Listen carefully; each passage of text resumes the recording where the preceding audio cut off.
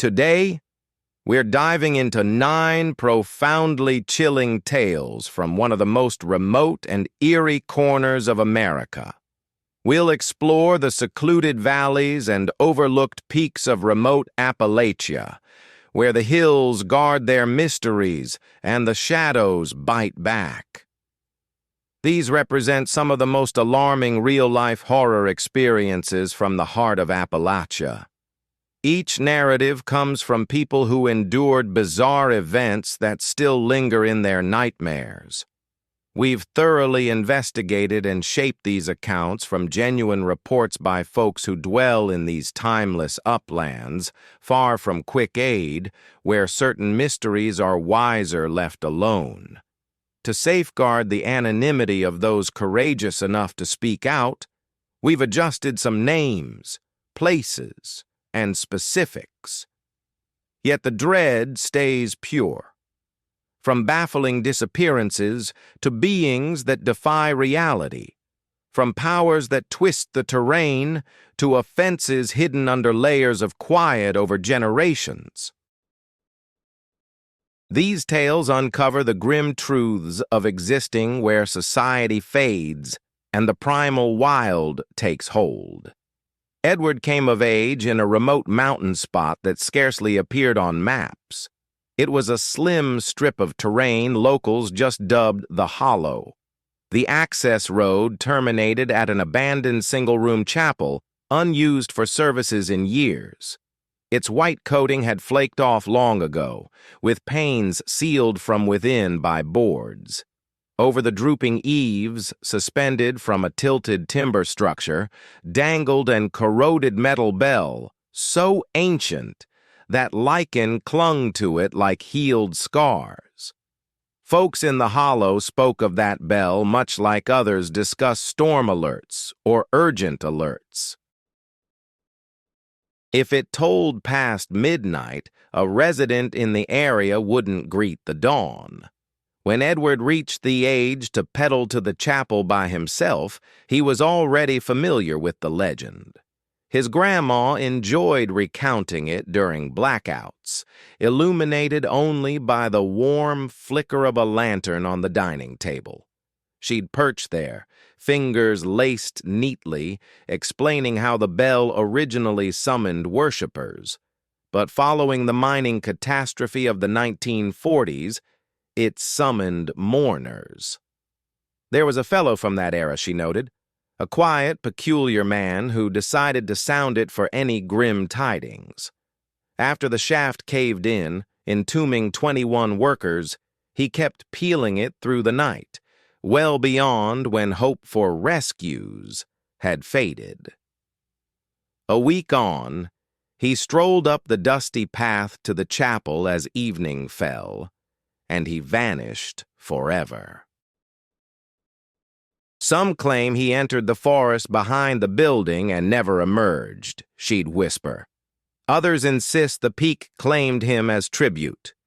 Regardless, the bell hasn't been the same since. It chimes without cause. As a boy, Edward would scoff at her cautions, yet he avoided the cord dangling from the warped support. On warm summer days, he'd wander the high weeds, hurling stones at vacant frames, circling idly on his bicycle over the stones. Gazing at the bell, he'd spot the shadowy mass of the striker inside the pitted opening, weighty and idle. He convinced himself gusts shook it at times, or breezes snagged it unintentionally. It was reassuring to cling to explanations free of peaks, demanding tolls or lost souls, signaling doom. He departed the Hollow soon after graduating high school, like many youths with options. He gave college a shot, then took up assembly line jobs in a larger settlement, where evenings lit the heavens in amber and late-night meals arrived without weeks of forethought. The Hollow lingered in his thoughts like a simmering stew on a low flame, distant enough to ignore, close enough to recall. He rang his grandma each Sunday, hearing her gripe about aching joints, rising grocery costs, and outsiders snapping up property beyond the veil. Strangers unaware of coexisting with the heights. Then, in his early 30s, life pivoted sharply. His grandma slipped on the frosty porch one winter dawn, cracking her pelvis. When the neighbor discovered her, hypothermia had set in deeply. She pulled through, but independence was over. The medical advisor suggested kindly that it was either a care facility or kin, and Edward was the sole relative. He loaded his belongings into a truck, motored 4 hours into the backwoods, and soon found himself back on that slim, stony lane, concluding at the chapel and its weathered bell. In the time since he'd left, the valley had dwindled even further.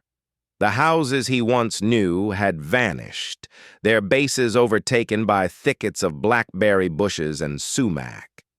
The mine had shut down permanently, taking with it the general store, the post office, and the bus depot. All that remained were a few weathered trailers and ramshackle farm dwellings, just a scattering of long-time families, rooted there as if resolved never to leave. His grandmother's place crouched low and askew. Yet she greeted him at the entrance, gripping her walker, her gaze fierce with unyielding spirit.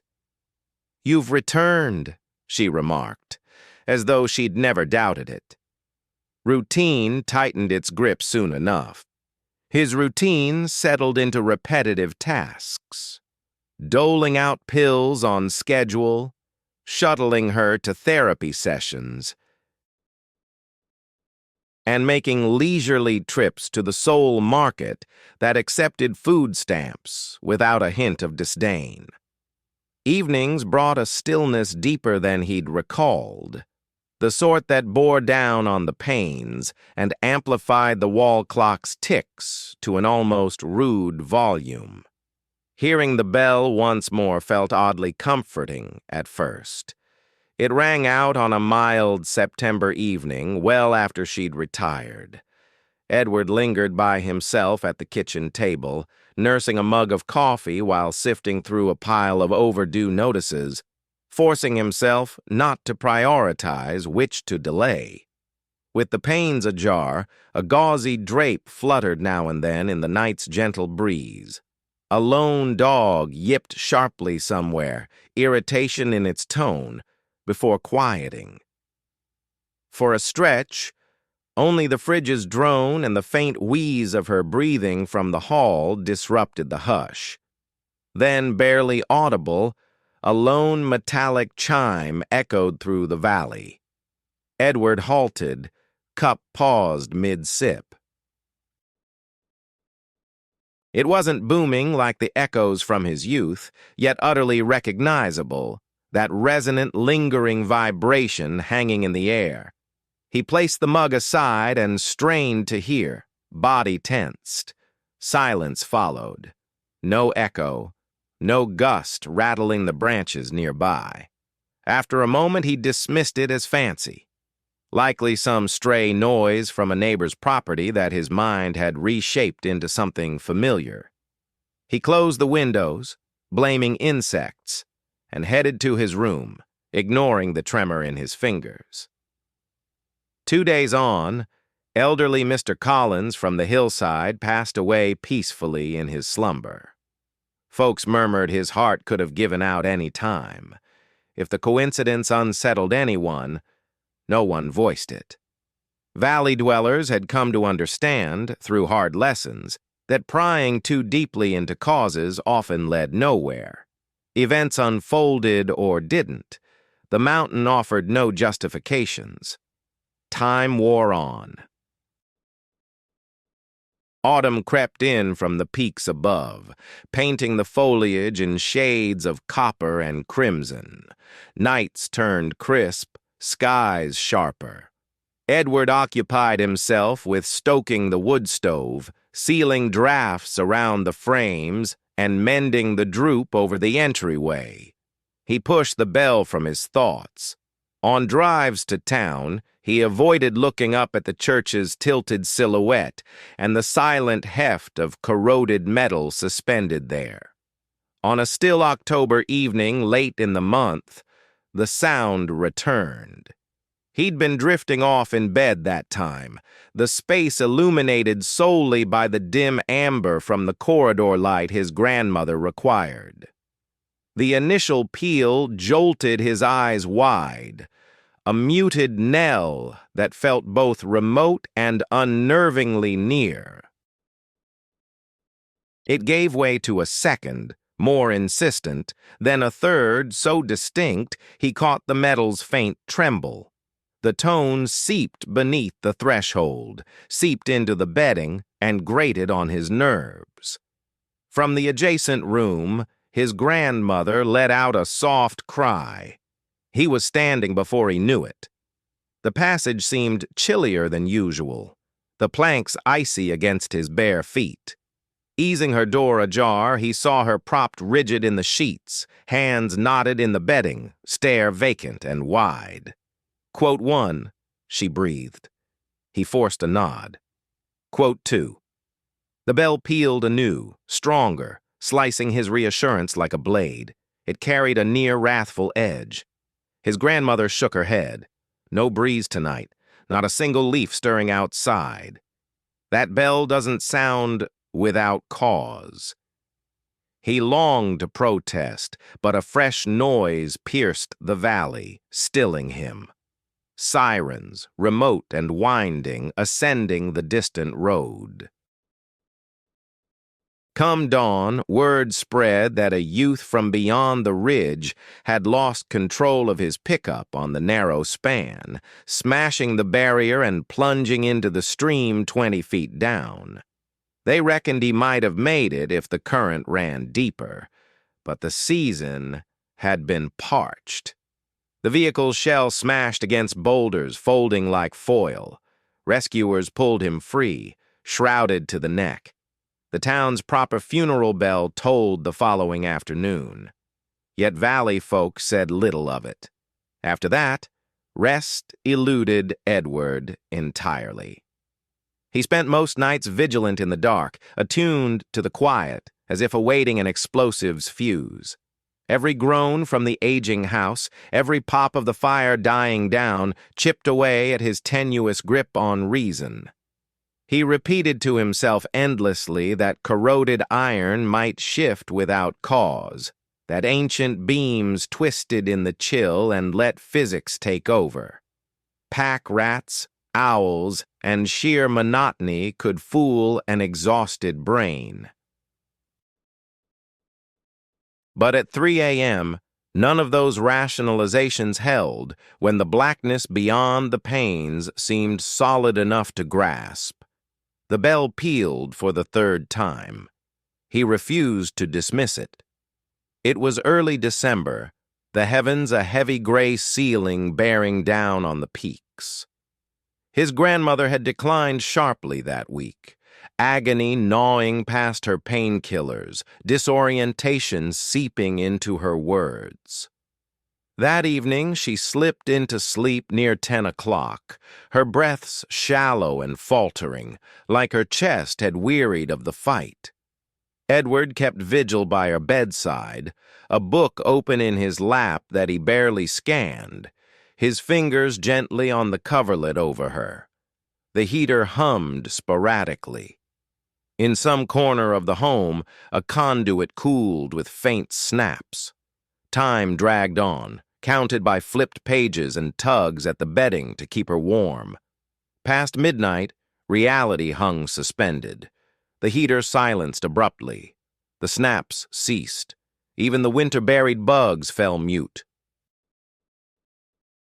The hush enveloped the glen like a thick shroud. Then the initial chime broke through, echoing up the valley with a bass that resonated in his skeleton, a prolonged, deliberate tone rising from deep earth through solid stone. His grandmother's lids snapped wide. Quote 3, she rasped, her voice frail as dried leaves. Quote 4. The follow-up ring came nearer, more insistent. Edward sensed it thudding in his ribs, an empty thump as though the peal demanded entry. Her fingers seized his arm with unexpected force. Quote 5. She warned sharply. Quote 6.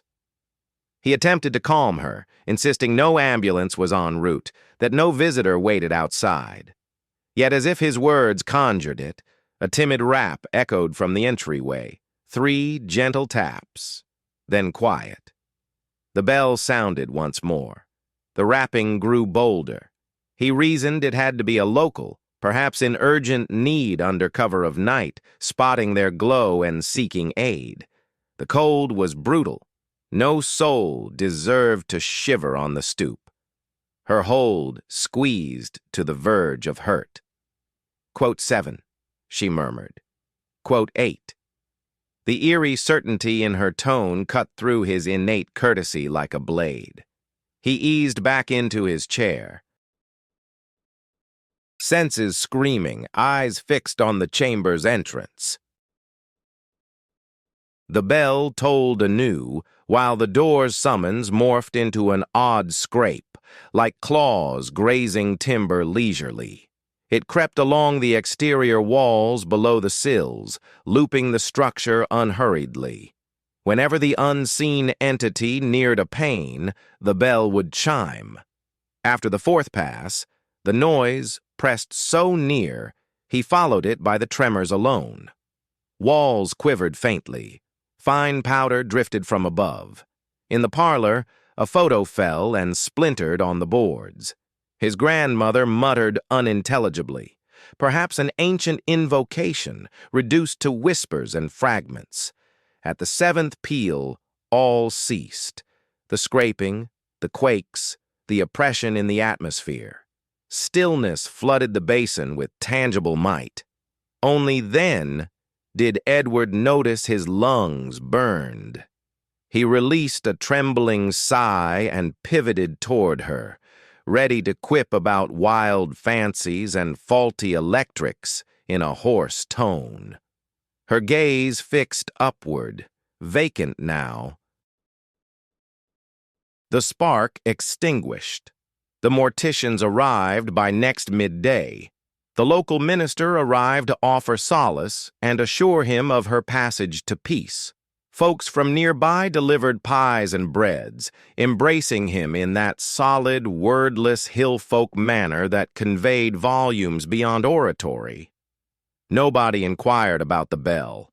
Nobody promised ease ahead. For weeks he crashed on the sofa, shunning the vacant room. Each shut-eye brought visions of the belfry's silhouette atop the rise, dark against the frosty vault. He urged himself to dismantle it, just weathered steel and timber, no holiness attached.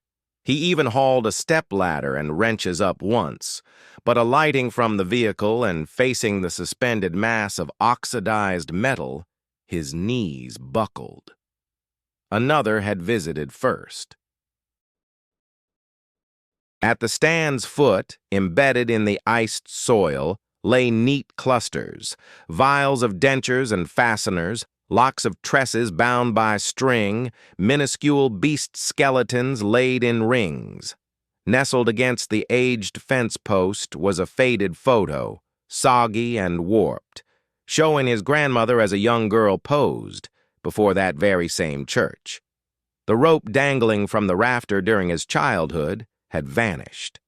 Instead, a slimmer, fresher rope was knotted there, woven from strands that eerily resembled lengthy strands of gray hair. The bell remained motionless and mute overhead. Yet as Edward lingered in the chill breeze, he sensed a subtle tension at the fringes of his perception, akin to the faint hint of a tone just outside the grasp of human ears. His fingers started to tremble. He abandoned the ladder amid the overgrown brush and retreated step by step, his gaze locked on the bell. When he finally got back to his vehicle, his throat burned as though he'd been yelling silently for ages. Come spring, he relocated to the town, leasing a small apartment above a coin-operated laundry, convincing himself it was all about the employment opportunity, the easy access. Anything except terror. If anyone inquired about his origins, he'd simply reply, quote 9, then steer the talk elsewhere. He never brought up the valley. He never spoke of the evening the bell circled his grandmother's home, tapping gently, lingering as if awaiting an invitation inside. Much later, when bar patrons shared a tale passed along from an acquaintance about an eerie bell suspended over a deserted chapel high in the peaks, a chime that tolled prior to each passing, they'd look toward Edward and question if he'd encountered such foolishness. He'd deny it with a shake of his head, muster a hoarse laugh, and remark that every region surely had its spectral legends. Once the chatter shifted, he'd remain rigid, gripping his drink firmly, attuned to the silences amid the dialogue, wary of any lone metallic peal, drifting from a realm he hoped to avoid forever. Camilla never imagined herself becoming the type who rapped on unfamiliar doors after dark, begging for payments. Yet existence has a knack for undermining even the noblest plans. At 28, she was single-handedly parenting a 6-year-old girl, and the sole job offering better than minimum pay was with a fellow called Mr. Latimer, who operated his so-called discreet loan operation from a tight quarters upstairs at the pawn shop on Main Street. The big banks shunned most locals in the area, he noted in her hiring chat. Thus, he offered a vital local aid. Her role was straightforward. Head out to nudge overdue debtors, grab any available bills, and log the amounts. Straightforward labor, essential labor, no cause for guilt. Those initial months weren't awful. The folks she approached felt sheepish yet courteous, offering up wrinkled cash alongside regrets and vows to improve soon. She mastered speaking gently, offering understanding nods, avoiding any undue pressure. Mr. Latimer would beam upon her returns with stuffed pouches, his smile overly bright, his thanks overly keen. He compensated her weekly in bills. No deductions, no forms. And she reasoned that without violating rules, it was acceptable. Loans get taken, repayments follow. That's simply life's rhythm. Trouble brewed in late October. Assignments pushed her deeper into the ranges week by week to spots scarcely marked on charts, routes that shifted from pavement to dirt, then muck, with phone service fading after the third sharp curve. Mr. Latimer would pass her a note bearing a name and rough guidance in his sloppy script, and off she'd go solo in the twilight, post-dropping her daughter at Grandma's. The directions stayed hazy.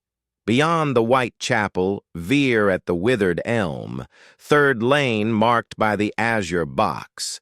She'd veered off course more often than she'd like, navigating twists in the deepening gloom, her beams illuminating only foliage and sporadic glints of wildlife. During one such trip, she first clocked the pickup, an old black Chevy, missing a front tag, with panes shaded pitch black, hiding the operator. It appeared in her mirror on a desolate lane, untouched by other traffic for half an hour. It trailed at a distance that kept her on edge, mirroring her pace on slowdowns, edging nearer on accelerations. She dismissed it as chance.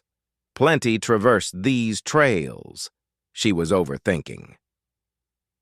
But after a mistaken detour onto a timber path requiring a U-turn, the truck waited at the junction, as if anticipating her loop.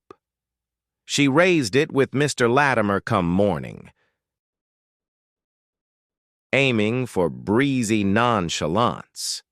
He brushed it off with a gesture and figured it was merely a commuter from the ridges, noting hill dwellers' irregular schedules. He passed her a new address, one buried even farther up in the mountains, and explained that the guy living there was seriously in debt and already 3 months late. "Don't accept any excuses from him," Mr. Latimer instructed, settling back into his seat with that wolfish grin. "He's got the cash. He just requires the proper nudge." She headed out that night, her gut twisting in anxiety. The directions took her to a dilapidated, single-wide trailer tucked away in a clearing, hemmed in by dense pines that swallowed the remaining twilight. The yard was a mess of scattered auto parts, decaying chairs, and torn-open trash bags ravaged by wildlife. No lights glowed from within. She lingered in her vehicle for what felt like ages, motor humming, convincing herself she could simply bail, log it as an unsuccessful visit, and try again tomorrow, but the bills loomed large. Her little girl required fresh footwear, and rent was coming due in 7 days. Stepping onto the gravel that crunched sharply beneath her boots, she advanced toward the trailer. She rapped on the door thrice, paused, then tried once more. Silence greeted her. The handle turned easily. The door creaked open on rusty hinges. A foul odor assaulted her immediately, acrid, metallic, off-putting. Inside, chaos reigned, furniture toppled, cabinets ajar. The linoleum was gouged and scarred, as if some massive object had been hauled across it. Dark blotches marred the area by the tiny kitchen, which she avoided examining. An overflowing ashtray of smokes and a partly drained bottle of bargain booze cluttered the table. No trace of the resident or anybody else. She retreated hastily, pulse racing, and pivoted back toward her car.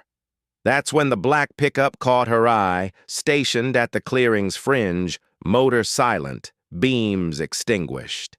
Its driver's side yawned wide, yet the cab stood empty.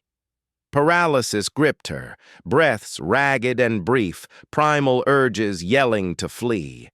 She swept her gaze over the tree line, the murk gathering under the evergreens.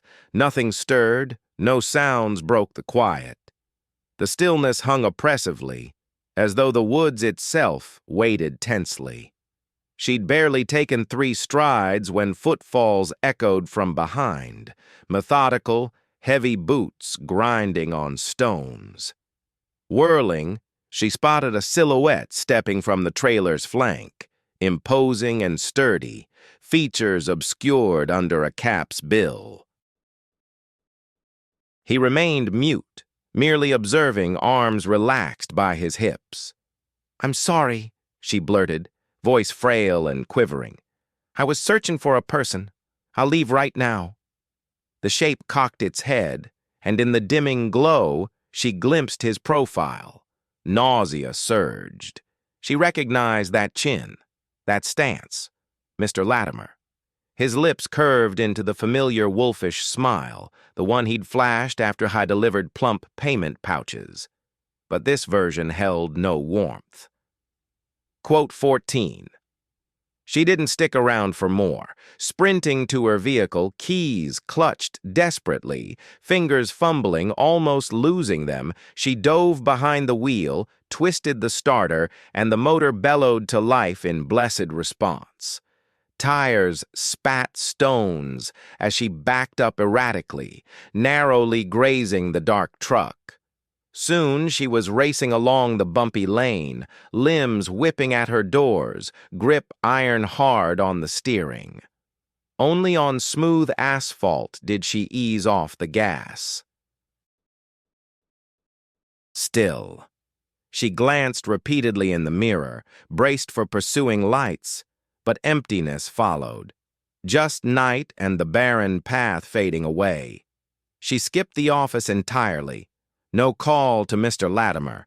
Instead, she sped to her mom's place, gathered her child, secured every entry, and slumped onto the sofa, shivers rattling her frame. Hours passed, daughter slumbering and the rush fading, before she dared confront the horror. That wrecked home, the ominous marks on the ground, Mr. Latimer lurking as if he'd anticipated her arrival. Grabbing her cell, she dove into searches. Vanished locals, regional headlines, seeking connections. Answers surfaced swiftly.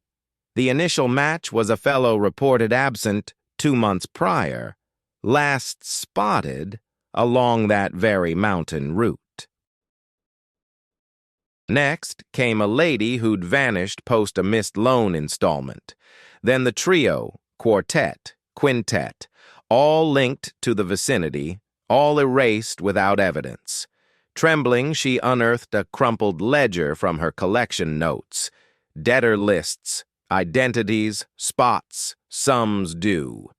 Matching them against the disappearances chilled her to the core. Over half the names lined up, folks she'd gone to see, ones that Mr. Vladimir had dispatched her to nudge for payments.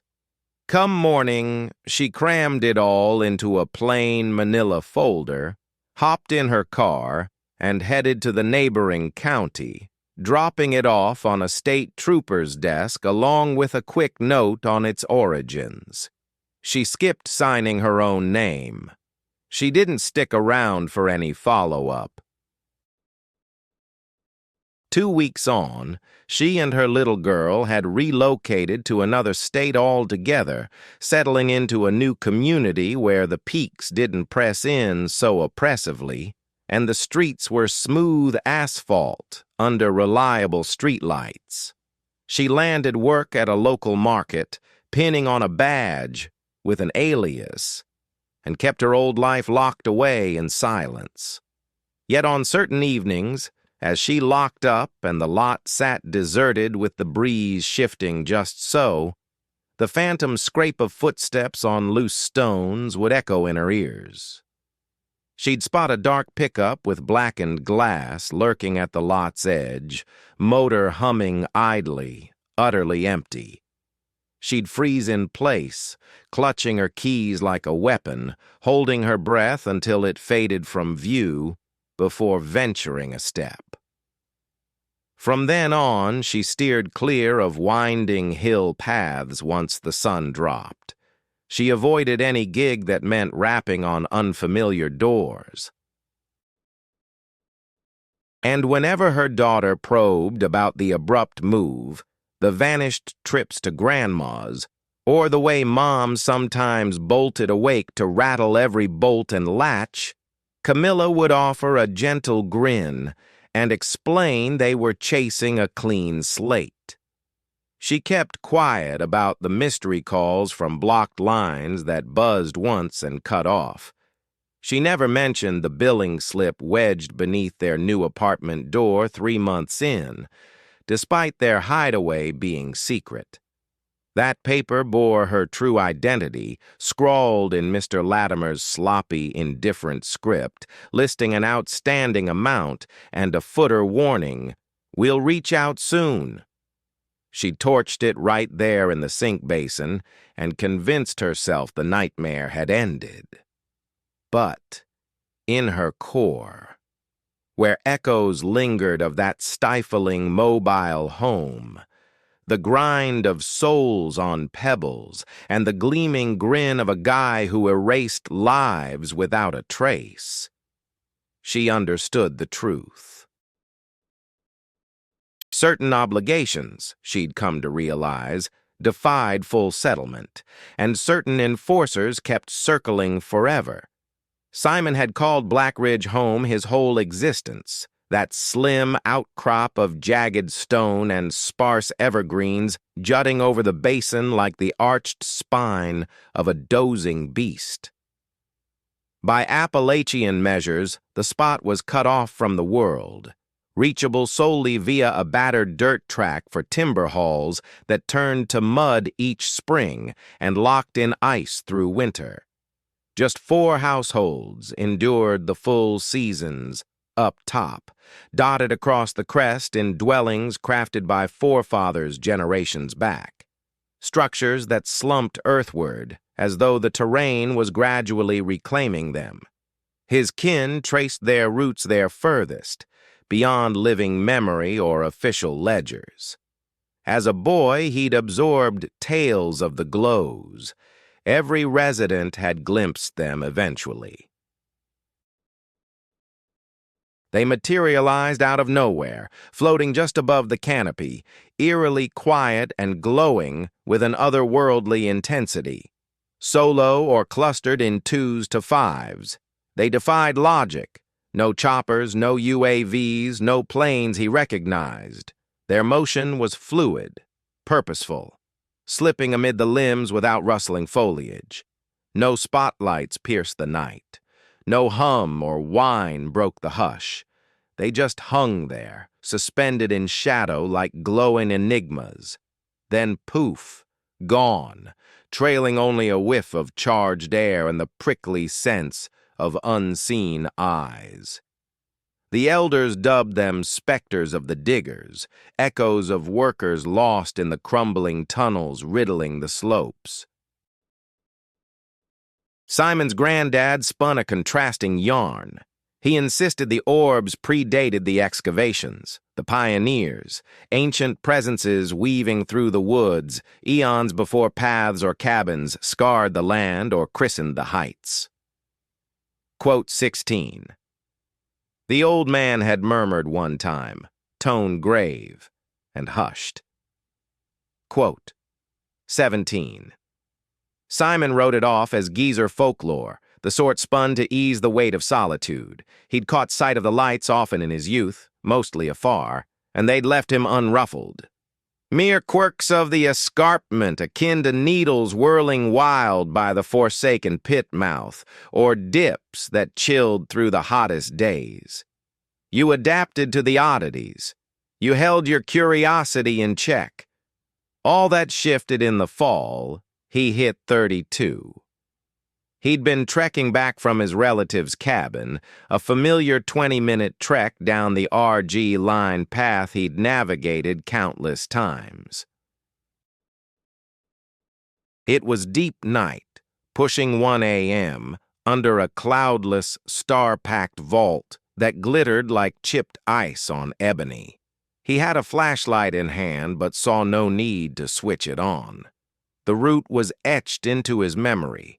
Every twist, every rock, every spot where the path squeezed tight and plunged into emptiness. Halfway to his place, he spotted the glows.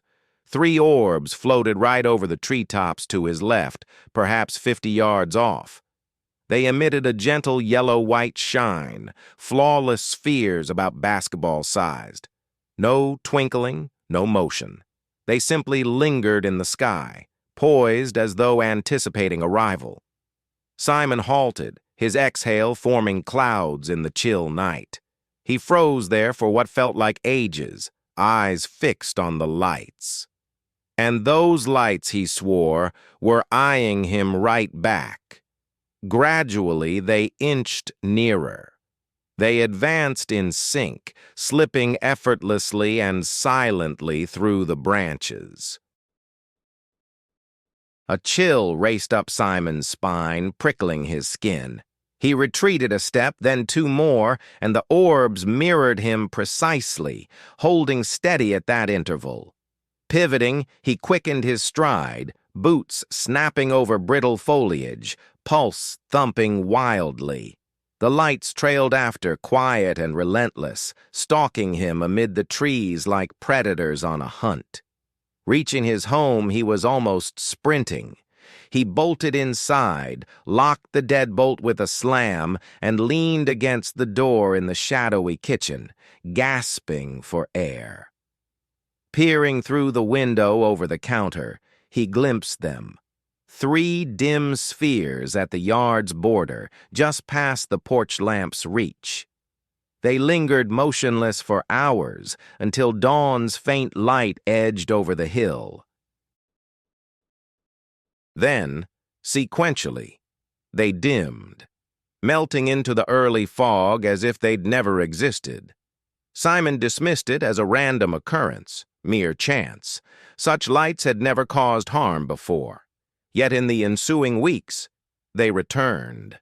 Not nightly, but frequently enough to fill him with sunset anxiety. They'd materialize abruptly, always aligned the same way, always observing, occasionally outside his bedroom pane. Or at the driveway's end. One night, he roused to discover them flush against the window, near enough that his warped image reflected in their radiance. His phone failed whenever they approached, battery vanishing instantly, display stuttering to blackout. Upon their departure, it revived unscathed. He attempted recording them once, but the video showed only darkness, interference noise, and a shrill tone that pierced his ears. The nightmares hit hardest. They began post-initial encounter. In them, he'd stand amid a woodland glade, encircled by the orbs. They'd throb steadily, intensifying and softening in cycle. With every beat, pressure built inside his head. A formless murmur struggled to form comprehensible speech. He'd jolt awake, soaked in perspiration, blood trickling from his nostrils, fists balled so fiercely that nails gouged half-moons into flesh. Soon, sleepwalking started. He'd regain awareness in the woods, shoeless and shivery, in spots unfamiliar to his steps. His cousin once discovered him at daybreak, rigid on the path, gazing skyward with drooping limbs. Shaken alert, he recalled nothing of the journey. His soles were scraped and grimy, sleepwear damp with moisture. The lights were invariably present upon awakening, floating, scrutinizing, biding. It recurred thrice more that month. Each instance farther out, deeper into the timber, nearer the forsaken mine, his grandfather had cautioned against. The final episode left him in an unknown glade, a stark ring of barren soil, devoid of growth. The orbs weren't aloft. Instead, 3 elongated, unnaturally slender figures stood quasi-human, yet distorted in every angle, surfaces aglow with that familiar pallid light. No discernible features, yet he sensed their gaze, probing him. One stretched forth what resembled a limb, elongated, segmented excessively, and aimed for his torso. He willed a cry, but silence reigned. Lungs drew breath, throat seized shut. The form contacted below his sternum, sending icy liquid surging through his bloodstream. Reality spun askew, plunging into void. Dawn broke as he stirred, sprawled alone in the glade. The orbs had vanished. Overhead, the heavens were drab and colorless, stars erased. He rose gingerly, body throbbing, and examined his torso. Faint, exacting lines marked it, scar-like, yet raw and pristine. The designs formed an unfamiliar pattern on his skin. Precise geometric lines carved as though a scorching thread had traced them there. An hour afterward, a tracker spotted him staggering down the logging path, confused and chilled to the bone. They rushed him to the local medical center, bundled him in covers, infused him with heated liquids, and posed queries he couldn't address. The physician inspected the scars along his side, declaring them resembling burns, perhaps caused by his own hand or the toll of the elements and tension. Simon stayed silent on the matter. He kept quiet about the glowing orbs, the open space, or the forms that had made contact with him. Instead, he simply agreed, filled out the release forms, and returned to his place. 2 weeks on, he vacated the hillside, gathering only what he could transport, abandoning the surplus, and leasing a modest flat in a community 30 miles distant, where the lamps illuminated the streets non-stop and glimpses of others peeked through the panes. He secured employment at a supply shop for tools, stayed unobtrusive, and aimed to erase it from memory. Yet the etchings lingered unchanged. On certain evenings, as his lids shut, that icy sensation would seep back into his torso. The rhythmic throb of those illuminations would sync with his pulse anew. He'd jolt awake in terror, breathless, then lurch toward the glass to confirm his urban surroundings. Solid pavement, artificial brightness, and the steady drone of everyday existence enclosing him. He avoided Black Ridge forever after. He never confided in relatives about the incident. Still, in the dead of night amid deserted avenues, a subtle shimmer would catch the corner of his eye, an unnatural pallid radiance. He'd freeze motionless, scarcely inhaling, anticipating its approach. It never advanced. Not so far. But Simon sensed, in the core that hadn't forgotten the glade, the entities, and the soundless utterance that those glows were enduring. They'd lingered through ages in obscurity. A bit more time meant nothing to them. Dorothy had been shuttling school children for merely 3 months when the tale of the lad first surfaced. It arose casually in a seminar on cold weather routes. One of those casual remarks the seasoned operators shared as if the legend were common knowledge. They were reviewing the chart for Path 12, which twisted across the county's remotest segments. When Dorothy indicated a slim band marked Laurel Fork Road, the gathering hushed for an instant too extended. "Isn't that the route with the youngster?" an elder lady remarked, avoiding Dorothy's gaze. "Quote 19, Dorothy inquired. The lady lifted her shoulders, now fixated on her mug. Quote 20. Yet nobody elaborated. They shifted to wheel restraints and crisis procedures, so Dorothy dismissed it. She assumed it was novice intimidation, a ploy to unsettle the beginner. She'd endured harsher pranks at prior gigs. A spectral anecdote wouldn't faze her. Within days, Laurel Fork Road joined her routine path. It snaked as a narrow dual carriage through thick woods, linking scattered dwellings to the primary artery.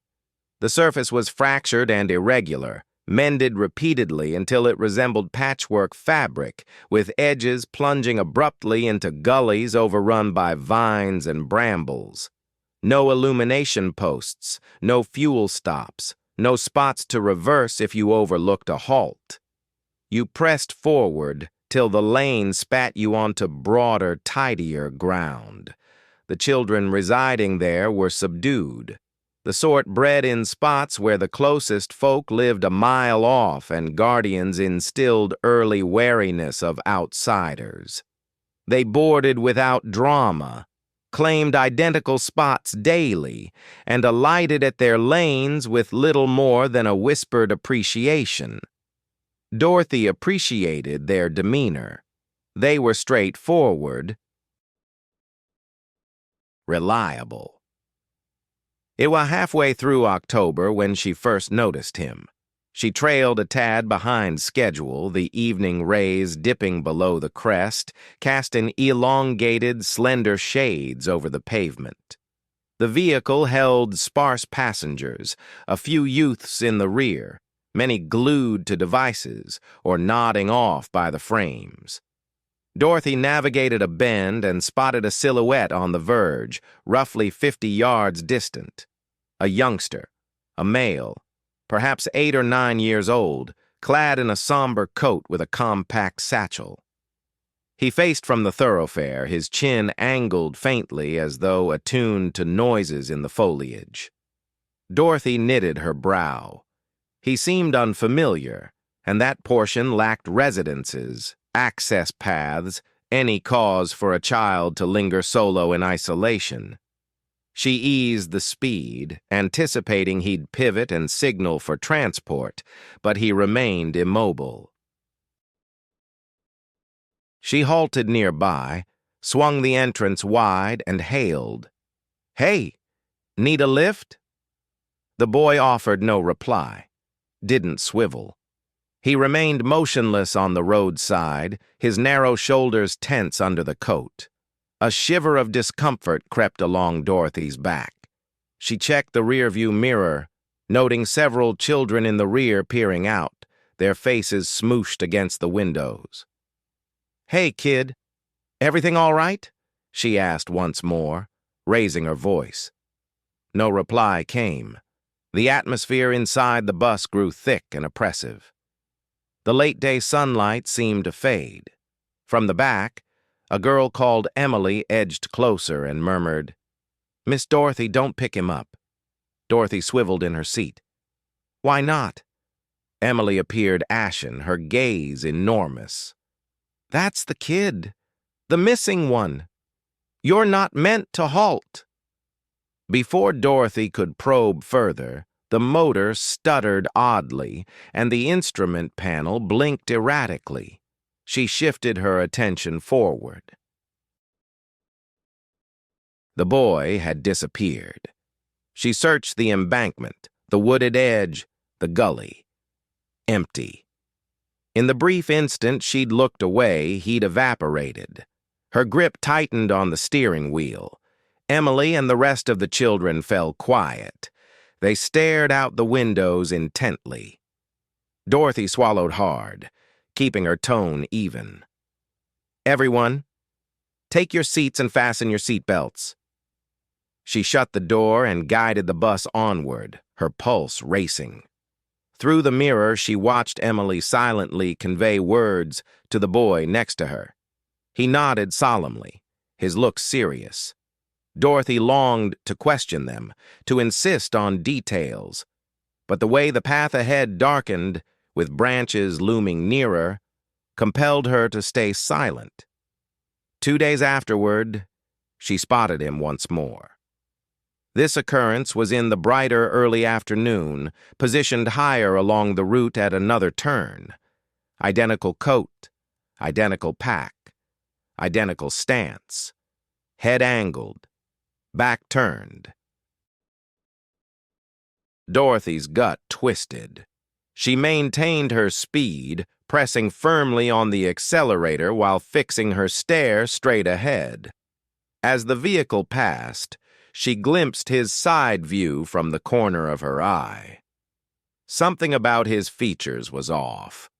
Not glaringly so.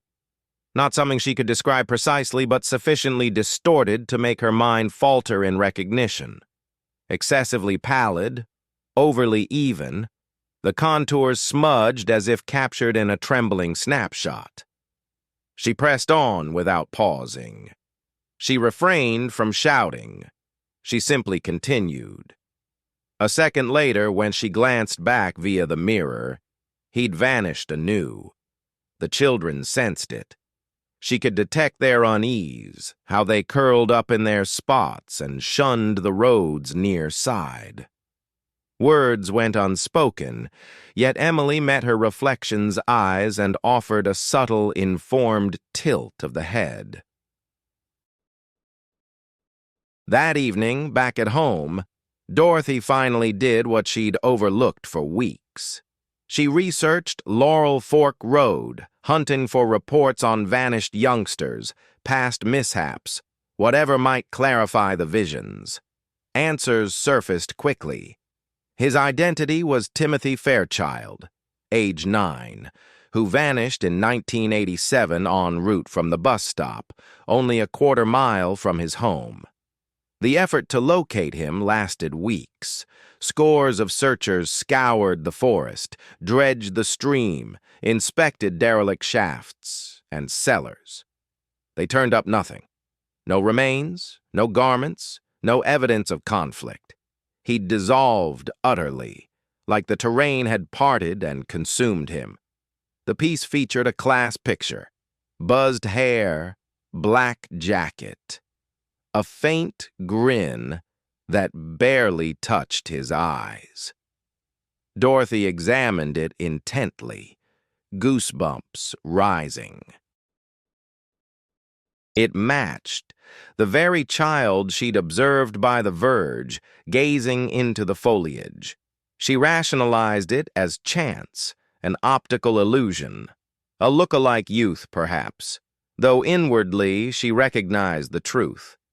He materialized thrice more across the following fortnight. Each sighting at a fresh location, always turned away, and invariably the bus responded.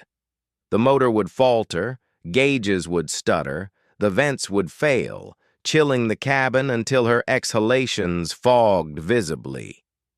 Fellow drivers inquired about her well-being. She appeared worn out, preoccupied, they observed. One proposed she step away briefly, catch up on sleep. Dorothy agreed politely, assured them she was all right. Yet through sleepless nights, she fixated on the ceiling, mentally reliving each brush. It was during an overcast, rainy spell in initial November that the shift occurred. Navigating her standard path, the bus brimming with students buzzing over costume ideas and overnight gatherings. The downpour rendered Laurel Fork Road glossy and shadowy. The wipers thumped consistently across the glass. Dorothy navigated a routine bend, and there he was, planted squarely in the roadway. Not aside, not peripheral, but dead in the path, feet spaced, limbs lax, head cocked oddly. She slammed the brakes. The bus slid, rubber screeching on the damp surface, jerking to a halt mere feet shy of his position. The power plant quit. The interior lamps extinguished. The blades halted abruptly. Within the vehicle, an eerie hush descended. Dorothy no longer registered the patter of rain, the chatter of the children, or even her own breaths. It felt like the whole world had been bundled in heavy wool, muffling all noise to nothing. Gradually, the boy started pivoting. Her grip tightened on the steering wheel, knuckles paling from the pressure. She longed to avert her gaze, to squeeze her eyes shut, yet she remained rooted, pinned in place, compelled to observe as his head swiveled with agonizing, creaking deliberation, like corroded mechanisms fighting to turn.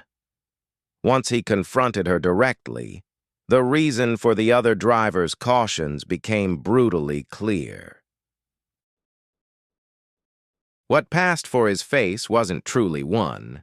It was merely an outline, a hazy jumble of traits that morphed and realigned whenever she attempted to pinpoint them.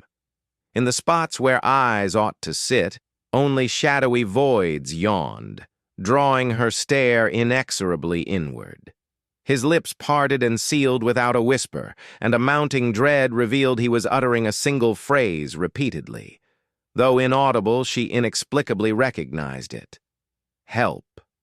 From the back, a child started sobbing, soon joined by another. That noise pierced the hush like breaking crystal, and abruptly, sensation flooded in. The downpour, the engine's low rumble reviving, the headlights stuttering to brightness. Dorothy drew in a sharp breath, her ribs expanding rapidly. She glanced ahead at the pavement. The boy had vanished. But a chill surged through her veins at the rearview mirror's glimpse. In a vacant seat midway down the aisle, shrouded in faint illumination, a diminutive shape in a black coat perched motionless. He sat upright, fingers clasped demurely. As she fixated, he raised a hand and touched a digit to his mouth. Shh. The remainder of the trip blurred in her memory. Afterward, the children recounted to their folks how Teacher Dorothy fell eerily silent, navigating the path wordlessly, her complexion ashen and palms trembling against the controls. Upon arriving at the depot and unlatching the entrance, she peered toward the spot of his appearance. Vacant, yet etched lightly into the seat's fabric, stood the subtle imprint of tiny fingers. The following morning, Dorothy sought reassignment. She explained to the district head that she required a shorter urban circuit, one busier and more illuminated. She omitted any reference to the youth, the mark left behind, or how her onboard recorder captured mere distortion and an eerie, piercing tone that prompted the repair specialist to terminate playback in discomfort. Her request was approved. Laurel Fork Road became a route she shunned forever. Yet on solitary evenings in her flat, with droplets drumming the panes, that sound returned. A gentle, steady tap akin to child-sized joints rapping on the surface. A brief peek would reveal a ghostly visage smooshed to the glass, contours indistinct and fluctuating, lips forming silent pleas. Help. Eventually she ceased checking. She adapted by cranking the TV volume, illuminating every corner and avoiding mirrors, once night fell. Still, the incident lingered indelibly, and a profound certainty gnawed at her core. On some shadowed mountain highway, that youth persisted in the storm, awaiting a motorist to halt. And she had been that unlucky soul. For nearly 10 years, Leonard had been illicitly hunting deer amid the forsaken quarry scars. He'd mapped every crest, every eroding heap of waste, every corroded relic from the outfit's 1970s exit. Strictly speaking, it skirted the law, but the site's long neglect meant scant interference. Area residents steered clear, claiming the soil toxic, streams tainted rusty with drainage, barren of viable life. Leonard offered no rebuttal. Minimal scrutiny suited him fine, yielding ample game and deflecting queries on his stockpile's origins. His elder relative had introduced him to the terrain during Leonard's naive phase, when pursuit seemed recreational rather than essential. They'd trek inside pre-sunrise, position amid the foliage above the excavated basin, and lie in wait as herds descended from elevated slopes to sip from the dips's gathered puddles. The old man dispensed useful tips, yet one admonition etched deepest. Quote, 27, he'd instructed, gesturing at the hillside's yawning portal where diggers once burrowed profoundly into the rock. Quote, 28. Leonard had acknowledged it skeptically, yet prudently untested. Through the seasons, he'd encountered oddities in the pit, imprints oversized and profound, unmatchable to known wildlife. Remains of deer lodged up in the limbs of barren trees, ripped to shreds and abandoned to decay.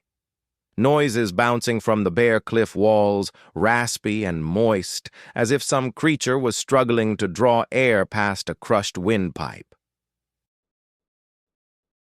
He convinced himself it was coyotes at work. or perhaps a bear, or even the breeze fooling around in the deserted mine shafts. He repeated plenty of such excuses to himself because facing his fear head-on was far tougher. In late September, he resolved to install trail cameras. He'd spotted an increasing number of those odd prints, sunk firmly into the muddy bank by the water's edge, and at last his intrigue surpassed his wariness. He positioned 3 devices across various spots, angling them toward the animal paths and the open area by the tunnel opening. After that, he abandoned them there for 7 days, forcing himself not to dwell on potential recordings. Returning to retrieve the videos, his fingers trembled violently, nearly fumbling the unit as he extracted the memory card. The initial pair of cameras captured everyday sights: a deer grazing, a fox slipping by, a raccoon shuffling along at 2 a.m.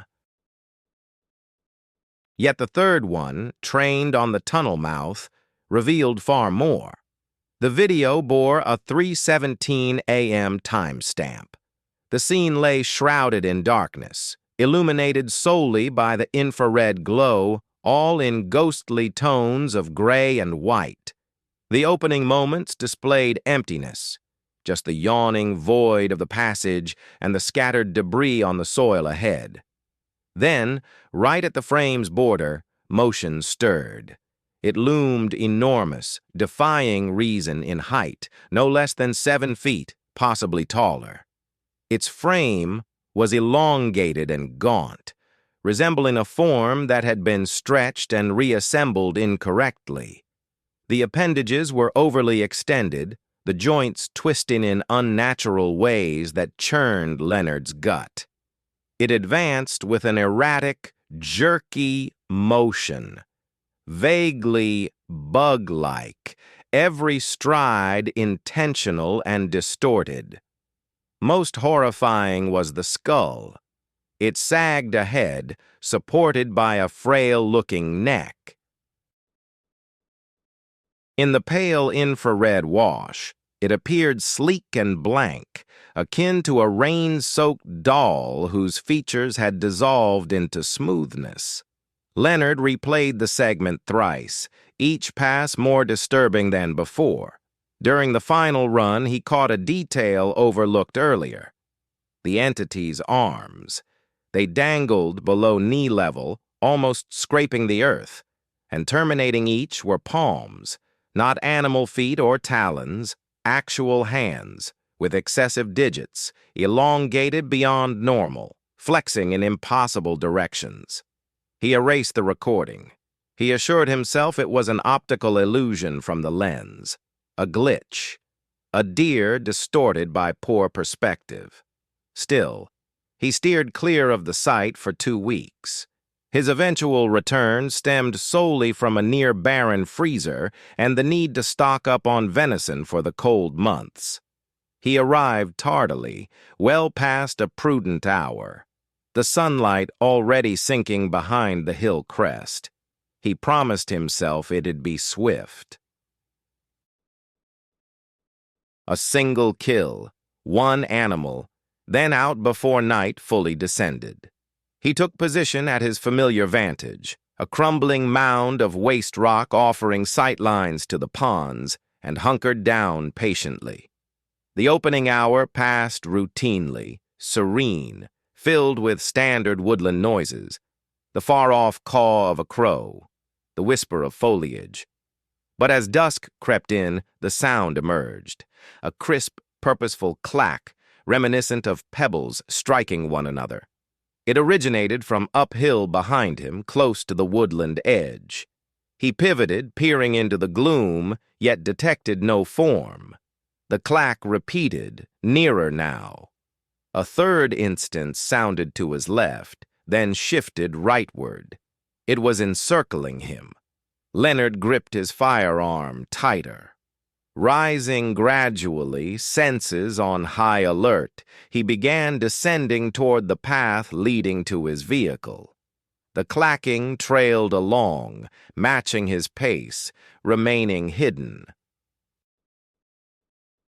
He attempted to dismiss it as avian, maybe a type of pecker, but the pattern felt too patterned, too purposeful. No accident. It signaled intent. Midway to the path, another noise intruded. Steps, ponderous and irregular, grinding over the fragmented stone. He whirled, leveling his weapon, and there it was. Perched atop the waste heap, outlined against the fading glow, matching the footage's eerie stature and deformity. The lolling cranium, the spindly extremities, the dangling arms brushing near the dirt. Motionless, it simply observed him through that blank, sightless visage. Leonard discharged his round. The blast reverberated through the quarry, stunningly loud. He witnessed the figure recoil, lurch backward once. Yet, it didn't topple. No blood spilled. It merely righted itself unhurriedly and parted its jaws. What issued forth wasn't a cry. Rather, the clacking intensified, vibrating from its torso's depths like a horde of bugs confined in a hollow. Then it lunged in his direction. Leonard fled. No planning, no targeting. Just a sharp turn and a desperate scramble down slope, his footwear sliding on the unstable gravel. In pursuit, the jerky footfalls echoed. The pace quickened, the sharp clicks intensifying, bouncing off the bare rock walls until it felt like a swarm of pursuers was after him rather than a single entity. Midway down the slope, he stumbled, wrenching his ankle with a jolt of agony that raced through his limb. He hauled himself upright and pressed on, hobbling now, breaths coming in ragged heaves. His rifle abandoned amid the loose scree. The edge of the woods loomed close. If only he could reach the shelter of the trees, find the path. Perhaps he could shake off whatever it was. He refused to glance behind. He couldn't risk it. Instead, he bolted forward, barreling through the tangled brush, limbs slashing at his cheeks, chest heaving with fire. In the distance, the clicking abruptly ceased. The footfalls halted. The woods fell eerily quiet. Still, he didn't slow. He pushed until he collapsed against his truck on the forgotten access road, a full mile distant. His fingers trembled violently, fumbling the key into the starter. Once the motor roared to life, he slammed the accelerator, kicking up stones, oblivious to the bumps, craters, or any obstacle, just desperate to flee that forsaken excavation. Somehow, he arrived home, bolted every entrance, flipped on all the lamps, and slumped at the kitchen counter with a flask of bourbon, attempting to persuade himself it was all a hallucination. Yet his ankle throbbed, puffed up and bruising already. His coat hung in shreds. And glancing at his cell, there was a message from an unknown caller. Silence, save for 30 seconds of that methodical tapping, unhurried and probing, as if probing the connection to detect a listener. The following day, he returned with his relative and a pair of buddies, everyone packing heat, everyone doubting his tale. They spotted his firearm tossed in the rubble, its muzzle warped, grip splintered like it had been crushed underfoot. His trail cam lay in fragments, SD card vanished, and there were prints aplenty. Elongated, slender marks dug firmly into the yielding earth, stretching from the tunnel mouth to where Leonard had tumbled, then retreating the same way. But the oddest discovery was the formations. Chunks of rock had been meticulously formed into flawless loops encircling the stumble site. 5 layers, nested precisely, each set with intent. His relatives snapped photos, yet later review showed them ruined, mere distortion and a deep rasping drone that buzzed the device. Leonard steered clear of the site forever after. He offloaded his gun. He gave up the hunt altogether. When folks inquired about his sudden retirement, he'd merely lift his shoulders and claim age was catching up, that his joints ached, that the hassle wasn't worth it these days. He kept quiet about the presence in the pit.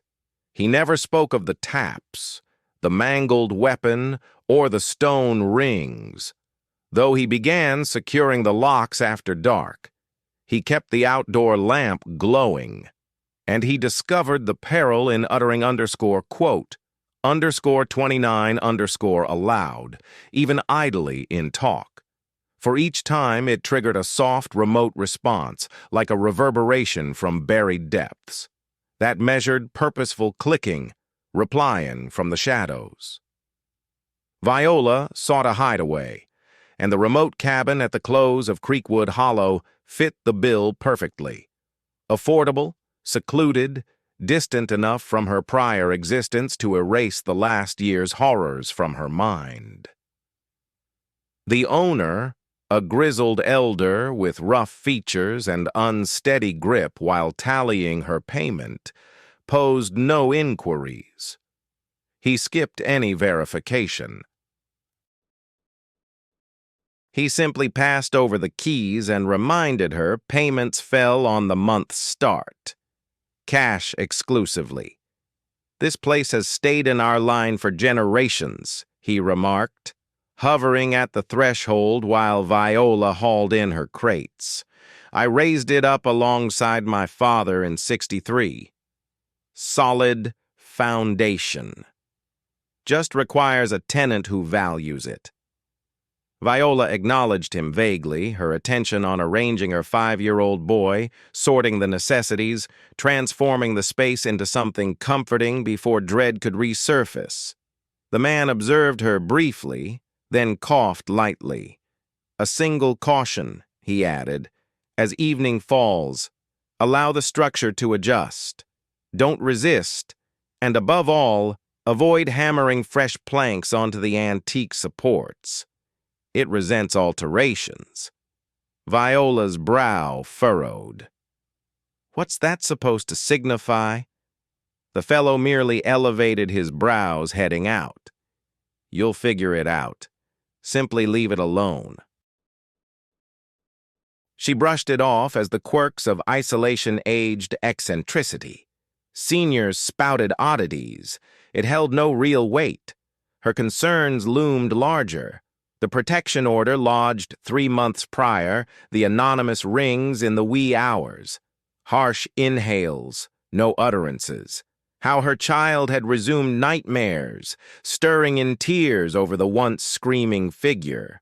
The dwelling was compact yet serviceable. 2 sleeping quarters, a cooking area with a subtle damp odor, a sitting space featuring dipped planks and wall coverings that had unrolled in extended spirals.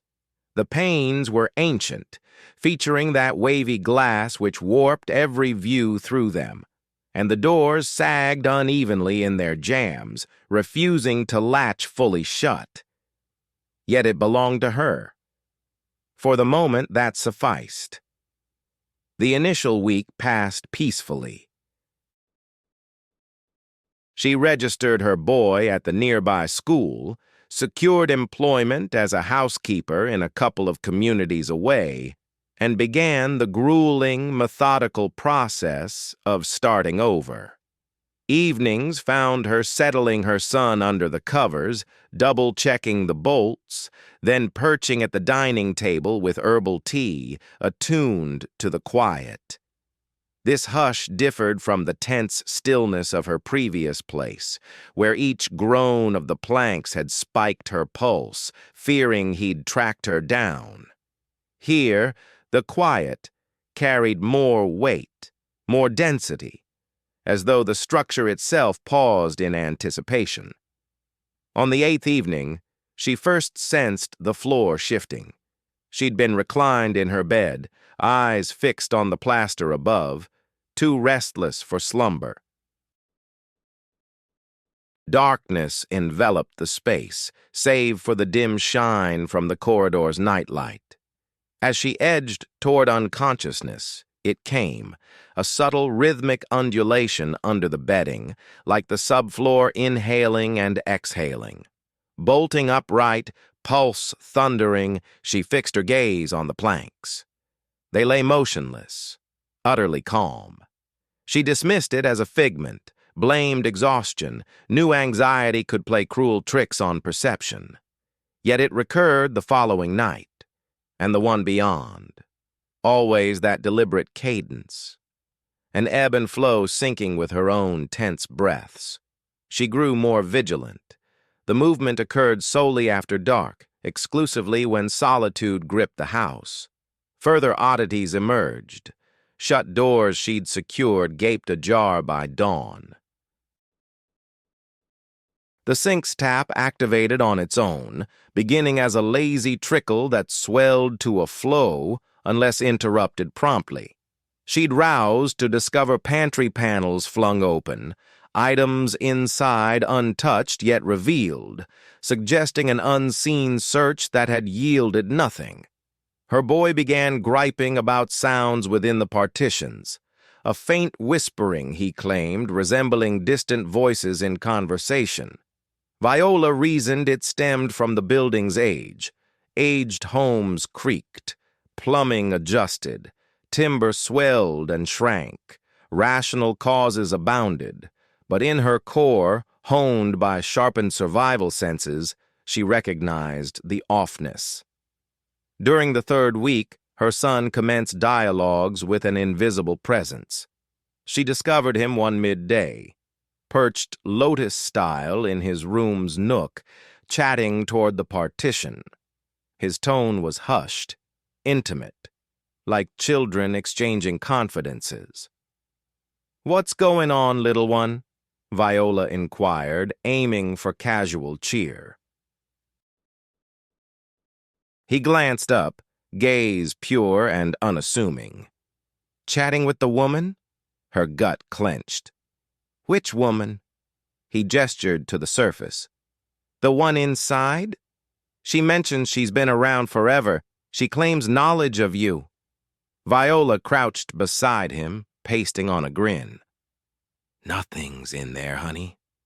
That's just fancy from your mind." He refused, face grave. "She's genuine. She described the mean guy. Said you're afraid of him. Said that's our reason for coming." Viola's veins iced over. She'd spared her son the specifics, framing it gently for his years, merely that Mama required distance, and they'd try a fresh spot temporarily. He couldn't grasp it. Couldn't know. Quote 36, Viola murmured. He cocked his ear, attuned to an inaudible murmur. Quote 37. Viola clasped his wrist and drew him from the space, chest pounding. She declared snack time, diverted him with animated shows, and passed the remaining hours avoiding thoughts of that vacant angle where he'd lingered. The patch of peeling paper exposing raw lumber beneath. Lumber that, upon prolonged scrutiny, faintly resembled facial contours. That evening, resolve hardened they'd flee.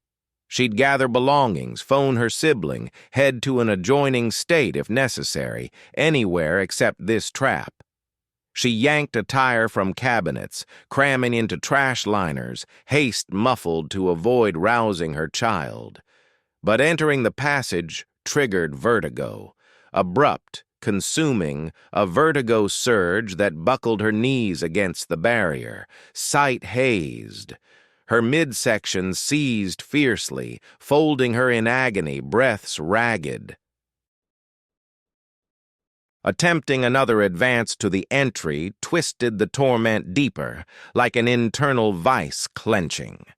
She dragged herself to the sleeping quarters, flopped onto the mattress, and soon the anguish ebbed. Shuddering there, sobs flowing freely. She retried after 60 minutes. Identical outcome.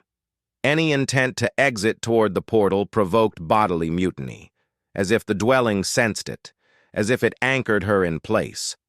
Time lost all distinction after that incident. She gave up on any attempts to escape. Her routine became mechanical, heading to her job, returning home, preparing meals, and tucking her son into sleep. Yet the dwelling grew more audacious. Whispers echoing through the walls intensified, forming nearly coherent phrases she could nearly decipher. The ground beneath her feet no longer merely undulated. It groaned in deliberate cadences, like invisible steps traversing the corridor beyond her bedroom. Nocturnal murmurs invaded her rest, hushed dialogues originating from all angles simultaneously. Eventually, she began to identify the speakers. Her mother's tone, silenced for half a decade, summoning her from the kitchen area.